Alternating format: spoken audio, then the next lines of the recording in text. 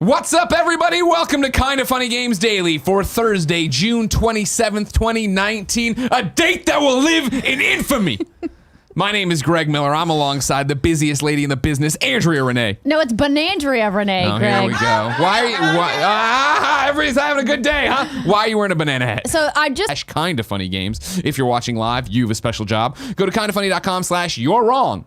And tell us what we screw up as we screw it up so we can set the record straight for everybody watching later on youtube.com/kindafunnygames, roosterteeth.com, and listening on podcast services around the globe. It is housekeeping time, and it is Thursday, which means there is a brand new party mode live on youtube.com/kindafunnygames. Correct me if I'm wrong, Kevin. I believe it's a bunch of you acting like morons in Apex Legends. That sounds right. Not being really good at Apex Legends. I mean, I'm not the best at it. Yeah. I get some shots. I think it's actually titled like this is the worst trio of Apex Legends people ever. At one point, I shoot all the way around someone and then I get killed and did 0 damage the entire We love game. party mode. We think you will too. Head over to youtube.com/kindafunnygames. You can watch it for free right now. Thank you to Patreon producers Daniel Massey, Blackjack, Colton Yoder, and Mohammed. Today we're brought to you by Third Love and Experian, but I'll get to that later because we're going to war. A small town video game personality lawyer. But it dawned on me, where did I dispose of my E3 badge during show hours? Kevin, please play Exhibit A. Because it's clearly a bullshit claim. We're going down this road that doesn't exist because it doesn't exist. And Right now, to give you all a real read on the situation, I would say right now, 85% of this is we're goofing around having fun.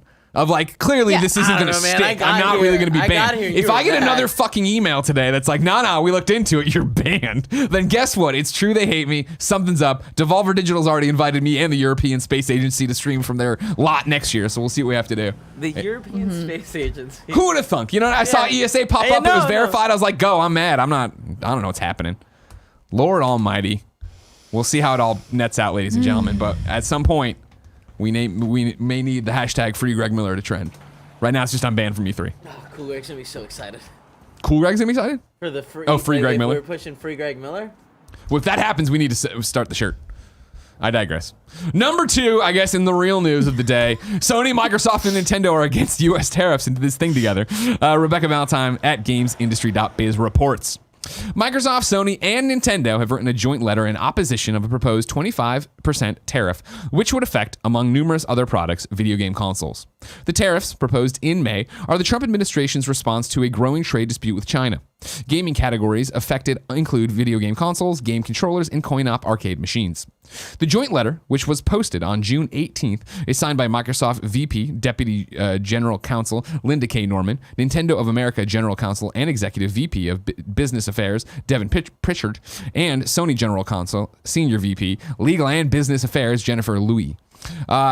It begins by expressing support of the ESA's request to remove a broad range of video game-related tariffs from the final list, then specifically outlines the hefty impact that console tariffs could have on the gaming industry in the U.S., requesting that they especially be taken out. Quote, in particular, tariffs on video game consoles would injure customers, video game developers, retailers, and console manufacturers, put thousands of high-value, rewarding U.S. jobs at risk, and stifle innovation in our industry and beyond, the letter opens.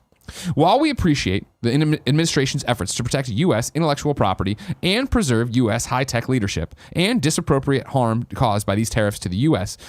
Consumers and businesses will undermine, not advance these goals.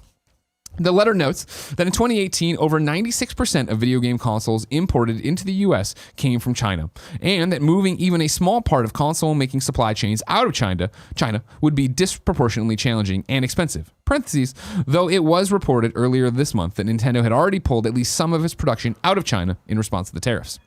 It argues that since consoles are sold under such tight margins, the 25% tariff would inevitably be passed on to the consumer. This, it continues, would dramatically impact the $43 billion U.S. gaming industry, and by extension, its more than 220,000 employees, especially as it approaches the 2019 holiday season. Wrapping this up, quote, given that the main purpose of video game consoles is to play games as significant as the impact of tariffs would be for video game console makers and consumers, the harm to the thousands of U.S.-based game and accessory developers who depend on console sales to generate demand for their products would be equally profound, the letter reads. The ripple effect of harm could be dramatic. Our consoles have generated a vast ecosystem of small and medium-sized game developers. A significant number of those games played on Microsoft, Nintendo, and SIE video game consoles are not developed by our own companies in-house. Rather, the games are created by independent developers and purchased separately by consumers. This system expands options for consumers by promoting a rich diversity of game offerings. Andrea? Yes, Greg. A lot of mumbo jumbo I'm not smart enough to understand here. It's so incredibly complicated, this deal. And I understand that our governments need to like pick fights with each other over stuff to like puff their chest out or whatever. But Trump's whole deal with the US and China trade deal it's just not ideal for literally anybody. No. Yeah. And also, it's got so many layers of which, as Greg mentioned, we're not qualified to discuss, that it's no surprise to me that all of these video game manufacturers banded together to say, yo, everybody suffers here. The consumer suffers, we suffer, our employees suffer. Like, what's the upside of this exactly? And that was the thing where I think, for me, obviously not understanding the intricacies of this and how much it would actually affect and the ripples and that sort of, it was more the idea that look at them all band together, right? Sony, Microsoft, Nintendo all putting out this statement together of like, hey, we, obviously, and I know it's better than ever in terms of everybody working together. They were all on stage at the Game Awards. But for this one in particular, it's just like, that's neat. That's cool. Yeah, exactly. And there was a story that came out on CNBC this morning with the title of Trump says the U.S.-China trade deal is possible, but he's, quote, happy where we are now. The major key points here, President Trump says that he wants to make a trade deal with China, but he is very happy. And should the deal not happen and the U.S. decides to put tariffs on the remaining Chinese imports, he said the levy could be 10% rather than the 25% on the $250 billion worth of goods now subject to the duties. So I just don't understand like what the posturing's about. But then again, there's a lot of stuff in these political agreements that the general public and citizens of the United States will never, ever, ever have information on. So. Yeah, sounds as you'd expect, like a bad deal, raw deal. You know what I mean? And just going to screw everything up. And I appreciate the video game console manufacturers coming out and being like, hey, let's look at this beyond just the consoles, right? We're talking about developers, we're talking about consumers, we're talking about the independent U.S. developers that have been created in this, a gold rush we've been able to have. It's an interesting take. We'll see how it develops. Number 3, Stadia is talking about data caps. This is Matt Purslow over at IGN, who writes, Google Vice President Phil Harrison believes that internet service providers will adapt to accommodate video game streaming and will offer higher data caps to permit the increased levels of data required by Google Stadia. Talking to IGN and other journalists at a roundtable event at Google's UK offices, Harrison said, quote, data caps is not a universal challenge. The ISPs have a strong history of staying ahead of consumer trends. If you look at the trend over time, when music streaming and downloading became very popular, data caps moved up. And then, with the evolution of TV and film streaming, data caps moved up. And we expect that will continue. We expect that will continue to be the case, he explained. These comments address the concerns of many potential Stadia users, particularly in the US, where internet data caps are a widespread factor. Effectively, if you have a data cap, there is a limit on how long you can play Stadia for, which makes it a less attractive prospect than a console, which does not require constantly to stream data to the internet. Quote, the ISPs are smart. They understand that they're in the business of keeping customers happy and keeping customers with them for a long period, said Harrison, emphasizing his belief that companies who provide the internet to people's homes will be the ones who solve this issue that Stadia faces. That's the hope.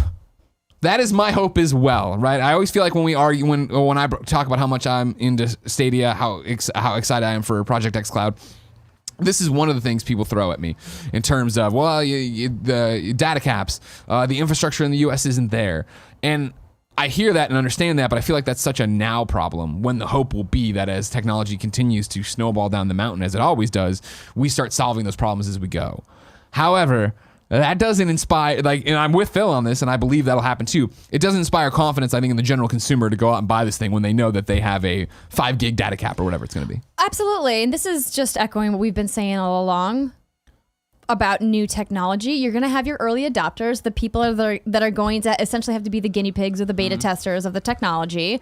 It's going to be too expensive. It's going to not work. It's only going to be good for a very small selection of people. And if that's what Google Stadia is going to be at launch, cool. Yeah. I think where when we're looking at the overall industry, I think where we get concerned about Google being in charge of Stadia in particular is that Google has a history of cutting programs that are not profitable. Yep. And while they also do have a history of creating incredibly innovative products that go on to be wildly successful, I think gamers are rightly concerned that if Stadia isn't successful or doesn't monetize within the first 18 to 24 months, that potentially Google will reevaluate their commitment to Stadia and potentially divert those resources to something that's making them more profitability. So. And that's the thing, right? Is like, I agree with you. And I do think, even this article from Matt goes on talking about Phil talking about 5G and what that means and where that's coming from. And how now, and not just with people like Google Stadia, but also with people like Netflix and other, subscription services that rely on streaming data. Yeah. In this same vein, number 4 on the Roper Report, Cyberpunk has had its install size revealed. This is Virgil over at GamePressure.com. Cyberpunk 2077 can be pre-ordered on PlayStation Store and Microsoft Store, which led us to learning that the PlayStation 4 version of the game will likely require at least 80 gigabytes of disk space available, parentheses, 13 gigabytes more than the already bulky Days Gone, and that the Xbox One version will attempt to take full advantage of its platform's unique capabilities. Owners of the most powerful console in the world should be able to run the game in 4K. It's not quite clear yet how Cyberpunk 2077 will utilize the extra power of PlayStation 4 Pro, or how much space the Xbox version will exactly require. This is not surprising at all. I actually thought it was going to be bigger. Yeah, well, I mean, what? Red Dead was 99? Kindafunny.com/you're wrong. That's what she said. Good job, Good one, Kevin. I'm used to it, but again, this goes back to what we talk about all the time when we talk about Stadia, when we talk about XCOM, when we talk about data caps of like, I have amazing, awesome internet at home. I haven't thought about it, like literally when I come home and it's like, oh, there's a 20 gigabyte thing. Oh, cool. Boop. And it'll be 10 minutes. All right, cool. I'm going to go walk Portillo. I'll be back. It'll be done. You know what I mean? I just don't think about that, but I know for so many people it is. You have to set that to download overnight, and then when you wake up in the morning, you hope it's done. It's like old days when I'd be like downloading stuff off, not Napster, the other one. Kazaa? Yeah, Kazaa. Oh, yeah. Kazaa. Remember Kazaa? Yeah. Yeah, I do. Downloading all sorts of stuff out there. Heads up for you, but as we continue to move towards that digital future, you got to get ready for it, I guess. Did you see the cool Cyberpunk cosplay contest that they're doing? I did, yeah. A whole bunch of different events. I was like, Roper Report or not? I was like, I can't. No, just like a shout out if you guys are cosplayers out there and you're interested. CD Projekt Red is doing a fantastic cosplay contest for Cyberpunk with the first place purse being $40,000. And there's several opportunities to enter both online and in person. So if you guys are interested, I would just Google Cyberpunk cosplay contest and you'll get all the I'm details. looking at it right here. Because they send a full press release about it. Totally. Anyone wishing can submit their entry online via the official cosplay contest website or take part in one of the offline qualifiers. The latter will be held at The latter will be held at major gaming shows around the world throughout the year, including Gamescom, PAX West, Tokyo Game Show, IG Romer in Moscow, Russia, and then Paris Games Week in Paris, France. So there you go. Oh, hold on a second. Hold on.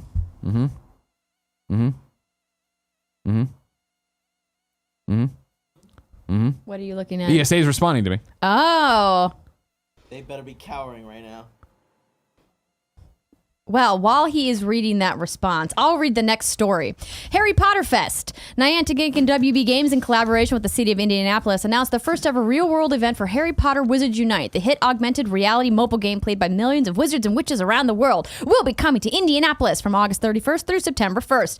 The Harry Potter Wizards Unite's Fan Festival will take place at the White River State Park, where players will be able to engage in a variety of interactive experiences, bridging the in-game experience with the real world. Players will explore Indianapolis and the beautiful White River State Park to discover mysterious artifacts, cast spells, and encounter fantastic beasts alongside their friends and other players. This is exciting, but also why over PAX West? Why you gotta do that, Niantic? You know PAX West is like one of the biggest gaming shows in the United States. Man. But I guess when you're thinking about weather in Indianapolis, the end of August is a pretty good time. So I guess if you're interested in that, mark it in your calendars, wizards and witches. I like that they're doing those live events. Like, you know what I mean? They did Pokemon Go again in Chicago and stuff. I like that it's also in the Midwest, an area that for the most part is kind of ignored by video game conventions and things to that effect. But yeah, I think they would have such a better, it's not a better turnout, I guess, and plus then you have to worry about hotel prices, but it would be cool to pair it with a real convention, a convention that's already established in there. Right. Because I do think not only would you be able to get all the Harry Potter fans to travel to it, I think you'd then have a whole bunch of people who just bleed off the convention, right? Of like, I'm going to go over to that for a while and check that out. Because like I'm casually playing it, not like Barrett and Joey and you and Alyssa who are all about it. All right, so here's what we got, all right? Okay. ESA has hit me up. I'm going to edit as I go so I don't give out any information here. Hey, Greg. Blank from the ESA. I saw you post about being banned from E3, and of course I want to help. I'm not sure what the breakdown was, but our security team confiscated your badge because someone was trying to get into the convention center with it. Parentheses, scanning your badge is attached. Did you throw it away or leave it somewhere? Obviously, we want to get to the bottom of this and help however we can. Talk soon. Did they attach a photo? They did. It's a scan, right? And that's my badge. I mean, I don't know if that's my badge number, or if that's my badge barcode. They would know that at that point or whatever. I don't know. Well, you would know because you check your email. From your barcode email that they sent you. That has that same number on it? It should match. Okay. Well, no, I mean, Kevin, I don't know if you know this. We're in court. We're in court right now, right? Pretty sure we're in the studio. And so I responded back, hey, ESA person, thanks for the help. Yeah, I threw it away Friday morning in my hotel trash can. When was this one confiscated? Did they issue a second one to someone else before Friday? Before? It's a good question. Friday? Oh, the plot thickens. Throw a vague threat in there. I will murder. Because It's gotta be vague. No, sorry, that's too on the point? Yeah, if this sorry. doesn't get resolved, you guys are gonna have issues or something like that.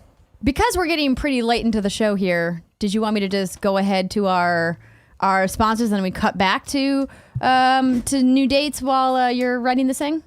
I already wrote it and sent it in. That's You're fine. good? Yeah. Okay. I mean, we can drop the number 6 is Astral Chain is not a trilogy, which we never reported the first part of, but I saw it today when it was a slow news day, and I was like, I'll toss that in there. So IGN, Janet Garcia says Astral Chain, it was a mistranslation. It could be a trilogy. It could have been, but it's just one game. Don't worry about it. Okay. Now we can toss the ads in there, Andrea, or the sponsors as we like to call them. First up, it's Third Love. Let's get you a better bra, people. Jen, Gia, and more of the kind of honeys love their Third Love bra, and you will too. Third Love uses data points generated by millions of women who have taken their Fit Finder quiz to design bras with breast size and shape in mind for the perfect fit and premium feel. Third Love offers more than 70 sizes, including their signature half-cup sizes. You can skip the trip and find your fit with Third Love's online Fit Finder. Order it and try on at home. No more awkward fitting room experiences. Every customer has 60 days to wear it, wash it, and put it to the test. And if you don't love it, return it, and Third Love will wash it and donate it to a woman in need. Third Love's team of expert fit stylists are dedicated to helping you find your perfect fit. Fit stylists are available every day to help via text, chat, or phone. Returns and exchanges are free and easy. This is hands down the most comfortable bra you'll own with straps that won't slip and tagless labels. There's no itching. Third Love knows there's a perfect bra for everyone. So right now they are offering my listeners 15% off your first order. Go to thirdlove.com/games now to find your perfect fitting bra. And I saw I'm going to get there in a second. And get 15% off your first purchase. That's thirdlove.com/games for 15% off today. Next up is Experian. You know, the better your credit score, the easier it is to get stuff that you want and the less you'll have to pay. So the question is, why is it so hard to raise your credit score? Now it won't be thanks to Experian. They've launched Experian Boost, a brand new way to instantly increase your credit scores for free. For the first time ever, paying your utilities and cell phones can instantly improve your credit score. Experian Boost works by giving you credit for the bills you've already been paying through your bank account, like water, gas, electric, cable, and more. A higher credit score can help you establish and get access to credit and preferred rates for the things you want and need in life. Experian is on a mission to help boost America's credit score, which will help millions of people across the country build and get better access to credit. It used to take months to see your credit score rise a point or two. With Boost, you can start increasing your credit scores instantly. Boost is free to use and only available from Experian. I've talked about it multiple times this week, but as you know, I had this credit card. It dinged me. It screwed up my credit. It took forever to get my credit score back to where it should be. This would have been helpful for me. We can't believe it's taking someone so long to do this. What are you waiting for? Experian Boost can potentially help you establish or increase your access to credit. Boost your FICO score instantly for free. Boost is only available at Experian.com/KFGames. That's EXPERIAN.com/KFGames. Experian.com/KFGames. Now, what you turned to me was breaking news as well. This one, a fun one from one Jeff Keighley, who has announced that the Game Critic Awards Best of E3 have been announced. So what I want you to do, Andrea, is go to the official list of upcoming software from all the platforms and read the out todays. And then I'm going to go get our predictions, and we'll see who's going to Olive Garden for free. Out today, The Elder Scrolls Legends Moons of Elsewhere is available now. Devolver Digital's inventive adventure Minute is now available on Android and iOS devices, of course. Jared Petty, former colleague of ours here at Kinda Funny, a big proponent of the game Minute, so now available on your phone. Fuji for Oculus Quest, Rift S, Valve Index, and Steam VR is out. Fuji, it's got two eyes. GTA Online, triple GTA, and RP bonuses are available across a number of race modes in GTA Online this week, such as the Hot Ring Circuit races, ISIS Classic races, RC Bandito races, all Rockstar Stunt races, and time trials are also delivering rewards with double GTA money and RP until July 3rd. A free Nagasaki white hoodie also awaits all players who log in during the same period. Wartech Fighters unloads mech action on Switch, PS4, and Xbox One. The Sinking City is now available on PS4, PC, and Xbox One. Furwind is on Switch and Xbox One. Wartech Fighters is on Switch and Xbox One. And then we've got a giant list of Switch games. Here we go. Arcade Archives, Wild Western, Baobab's Mausoleum, Episode 2, 1313, Barnabas, Dead End Drive. Yes, ladies and gentlemen, that is the name of one single game. BitLogic, a cyberpunk arcade adventure, Cheeky Cheeky Boxy Pro Wrestling, Dandy Dungeon, The Legend of Brave Yamada, Devil May Cry, Driving School Original, Epic Astro Story, Furwind, Gunya Fighter, Graveyard Keeper, Home Escape, Human Rocket Person, Irony Curtain from Matroshka with Love, Lines X, MotoGP 19, Nekopara Volume 3, Q-Yo Blaster, Sega Ages Virtual Racing, Sega Ages Wonder Boy, Monsterland, Wartech Fighters, Word Mesh, and Reign of Blood DLC pack is now available for Total War 3 Kingdoms. Whoa. That's a lot of games, Greg. It's Thursday. That's how it goes. I'm going to talk about one of those because I love it. Dandy Dungeon on the Gamescast today. You should come check it out. Dandy Dungeon. New dates for you. Dead in Vineland launches on Nintendo Switch on July 11th. Space Dance is coming to Steam July 10th. Hamsterdam from the Kind of Funny Games Showcase is coming to Switch, PC, and mobile August 1st. And then What Remains of Edith Finch is coming to Nintendo Switch on July 4th, 2019. Celebrate America's independence by going through a cursed family's home. Andrea. Yes, Greg. As I said, Jeff Keighley has announced the Game Yes. Critics Best of E3 2019 award winners. You and I were on the voting panel, of course. That's how we did it. We went through and saw the games at Judge Week, saw the games of the show, then went and voted. Then when we went through the nominees on Kind of Funny Games Daily on Tuesday, June 25th, 2019, we made not our personal picks like we were voting. What are you doing? Downloading Minute on my Okay, phone, cool, but I cool. have my app store Okay, I was connected like, to my Face this ID. is more escalating than I thought it would be. We went through and made our predictions of who would win. Not our personal votes. We had already voted. That was already done. But we went through and we're trying to guess. On the line, ladies and gentlemen, of course, is a meal at the Olive Garden. Because Andrea Renee loves the Olive Garden. And I just like getting out of the office sometimes. So, again, you can go to the GameCriticsawards.com, see all of the winners. I'm just going to go through exactly what we did. We're going to start with Best of Show. Okay. The winner, Final Fantasy VII Remake. Of course, you and I both picked that. No problem there. Okay. Next was Best Original Game. Should I be keeping like a tally? I got it. It's, Okay. I went through to highlight it. Okay. It's pretty easy. Best Original Game. I said John Wick Hex. Okay. You said Control. The winner is The Outer Worlds. So no the one Outer gets a Worlds. point. No one gets a point. And what's heartbreaking is, look, I wrote it as my pick and crossed it And out then you and put changed John your Wick mind. Hex. That's going to haunt me. The Best Action Game, we both picked Doom Eternal, and that is what won. Best Action Adventure Game, I picked Legend of Zelda Link's Awakening. You picked Watchdog Legions. The winner is Watch Dogs Legion. Yeah. Andrea roars ahead with a point. I win. Best role-playing game, Final Fantasy VII Remake 1. We both picked that. Best family social game, I picked Fall Guys. You picked Pokemon. Luigi's Mansion 1. No Should've points known. awarded. Should've known. Best online multiplayer, we both picked Call of Duty Modern Warfare. That is what won. Best independent game, we both picked John Wick Hex. 12 minutes won again. Dang, And I should have picked 12 minutes. Best ongoing game, you picked Fortnite. I picked Monster Hunter World. Destiny 2 won, which 2 makes me won. so happy. And you get a free meal at the Olive Garden. Yay! So there you go. Hey, free meals for all of us. Didn't say that, Kev. You didn't play. You didn't get off the bench. BKD, you didn't get off the bench. You know what I mean? I'm not gonna make her go alone. I Well, love we're winning. all gonna What go, can I but I'm say? not gonna pay for you too. Connor's You know gonna what I pay mean? for all of it. Don't Yeah, that's lie true. to That's anyone. fair. That's fair. Woo, free meals. Not today. Too much stuff happening today. Like I said, a of busy course. day today. After this, of course, Internet Explorers. Then Kevin and I have the PSVR show 1 o'clock. You can watch Patreon.com/kindoffunnygames. Gamescast 2 o'clock. Patreon.com/kindoffunnygames. And then 4 o'clock Patreon Q&A. Patreon.com/kindoffunnygames and Kind of Funny. You can get them both places. I will keep you updated on the Twitter about what's going on with my E3 ban. We're gonna go to 2038 Pokemon CEO who writes in and says the importance of Kind of Funny Games Daily. Do you guys see yourself as a news aggregator? You pull news from all over the industry and bring it to our attention. Yes, there is repetitiveness, but if you chose not to cover a subject, it would impact how others get the news. Kind of Funny Games Daily would be an KFGD would be interesting to see all the topics over time in relation to change in the industry. So first off, are we a news aggregator, Andrea? You play on Sort this show. of. Yeah. I would say technically yes, but we are by no means a complete news aggregator. There are many pieces of news that we never cover. There are specific types of news that we don't cover. Like traditionally, we don't cover esports stories on Kind of Funny Games Daily. Every once in a while, we will dip into Sony and Nintendo working together on something and saying something to the government and speaking on behalf of our industry. That's neat. It's not us coming in and going in about what's right and wrong about these tariffs and why they're happening. Like, because I don't know. I'm not that familiar with that aspect of what's happening.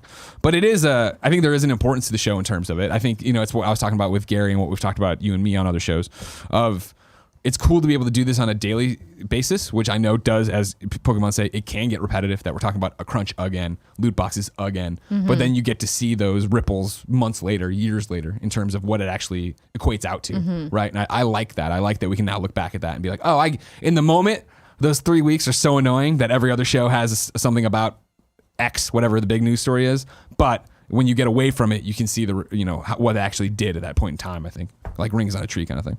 It's cool. But yeah, I think that's, we understand there's an importance to the show, and that's why we take it seriously, and I dress like a video game lawyer to yell at the ESA. And probably things that would have been solved in just simple email fashion too. But this was more fun.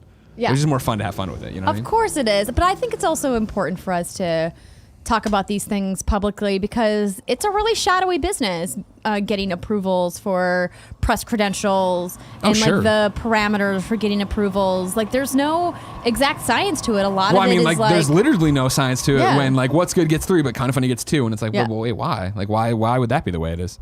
You know what I mean? So help me God, if we only get 2 badges next year because of you, there's going to be fucking hell to pay, Miller. Let me tell you. If I'm still banned next year, you don't want to be in that convention center. You know what? Maybe I can get you in on like an That's assistant the producer big badge. threat. No, because it'd be like, about. oh yeah, it's security. There's a giant cake being delivered to Ubisoft. I jump out like Rita Repulsa. I'm like, I fucking gotcha. The ESA's all like, oh, we got it again. I'll be like the Duke guys. Dukes of Hazzard. That's Dukes them. of Hazzard. They jumped out of a cake? No, but then they got him again, and I jump in my car, and then I drive around. And it's just a good old boy. But I'm driving around the E3 show floor, and I'm jumping off. I'm not hitting anybody. Everybody's okay, all right? Okay, good. It's a very small car. In this fantasy, I'm actually driving the. It's actually a bird Sure, shooter. you can be is what the other he's Duke saying. boy, yeah. He'll be there on the little scooter. It'll be great. Never meaning no harm. Ladies and gentlemen, it's time to squad up. This is where one of you writes in to patreon.com/kindafunnygames. Give me your name, username, platform of choice, and why you need help in a video game. I read it here. The best friends come and find you, and everybody has fun together. Today, Two-Headed Giant needs help on Switch and Twitch. Switch number is this: SW467005773122. Y'all motherfuckers want to play some goddamn duck game in Mario Kart or what? Hey, I've been playing duck game in Mario Kart 8 online with my Twitch chat, and I'd love to be able to get a full squad together. Let's be ducks and shoot each other, or be Italian plumbers and throw turtle shells at each other. Video games, twitch.tv/twoheadedgiant. If you want to do that, hit them up on Switch or watch them on Twitch. There you go. Andrea. Yes, Greg. We ask people watching live on twitch.tv/kindafunnygames to go to kindafunny.com/you're wrong and tell us what we screw up as we screwed up, so we can set the record straight for everything else that's going on with the thing and the what not here now. Don't worry, nanobiologist. I will have a dedicated moment during the Gamescast where I say I'm a banana, so Corey can gif it for you. Okay. Perfect. But I'm not in the full banana costume right now. Yeah. That was from the beginning when you saw the hat on, and Yeah. before we realized this was the date that would live in infamy of Greg Miller being banned from E3 and having to roll up at an E3 next year like DX did outside WCW that one time. Remember that, Kevin? Yeah. Do you? Because if not, you need to watch that clip later. It was awesome. No, It was great. I wasn't listening. I was just thinking. They man, rolled up on a John little Drake has tank, and weird they takes. like Degeneration X was trying to invade WCW. X-Pac was like, remember when you fired me? It was great. Anyways, nanobiologist also wrote in to say there's breaking news, which I usually don't do, but this seems like a sweet story that I don't know if it would make the road. I don't know. Square Enix has partnered with the Gary Sinise Foundation to support heroes across the country, make an impact on the lives of America's real-life warriors by making a donation to the Gary Sinise Foundation today, and Square Enix will match the donation dollar for dollar up to $50,000. Your donation goes toward national and local programs that honor and serve America's defenders, veterans, first responders, and their families 365 days a year. You can go to GarySineseFoundation.org to find out more. Wasn't breaking news. They announced that a couple of days ago, but Nanobiologist making me look like an idiot. still a good thing for us to talk about. It was announced Monday, June 24th. Perfect. Thank you. Oh, dang. Nanobiologist points out, but maybe this is 4 years old as well, that Goat Simulator is now on Xbox Game Pass. We'll figure that out later. Clara G says, just a thought for Greg's E3 problem. Did Jen mistake the badge in the trash can as yours when it was actually hers? I don't think so. Both your guys' names. But again, it's Friday. I want to know when they confiscated this badge. Yeah, that's the key here because he had his badge on his person all week long. Because you cannot enter the expo hall without your badge. The security team is very good about that. So if he was on the show floor at the end of the show with his badge, then how is it confiscated from him? Exactly. The only they thing have here, to somebody must have come in reprinted it. And they're like, oh, whatever, here you go. That has to have been it, right? Yeah. Okay. There's that to me is the only explanation for them having, unless the barcodes don't match, which you should double check. Well, yeah. Well, I would hope that they've got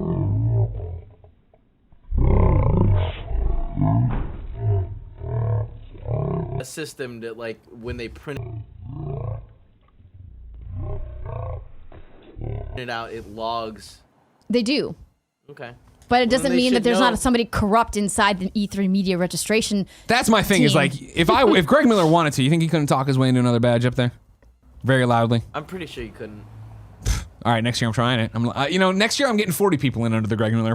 Hell yeah. It turns out this was I was trying this year, and then that's how I was testing the waters, as they say.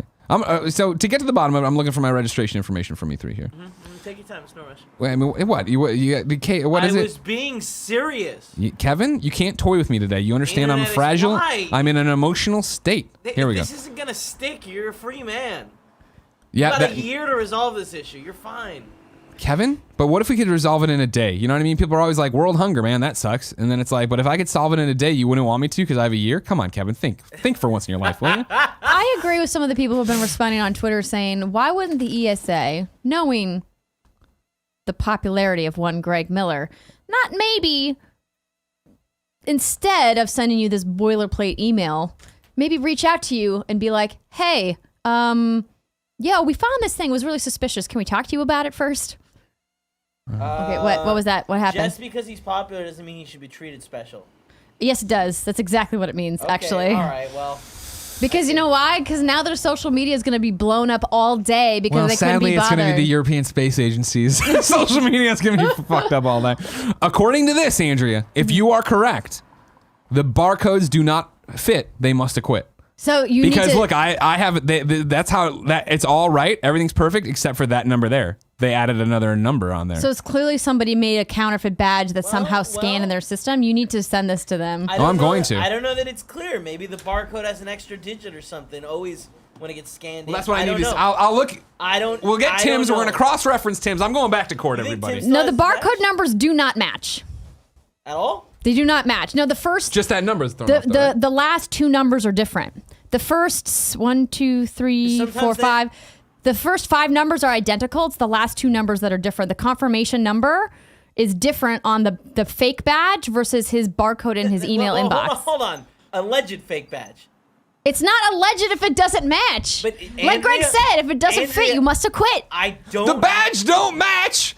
Let me patch. You know what I'm saying? I'll work on it. I'll work on it, everybody. There's a year to figure it out before I'm out in the Devolver lot with a megaphone going, let me in, E3. Man, now I hope it doesn't get fixed.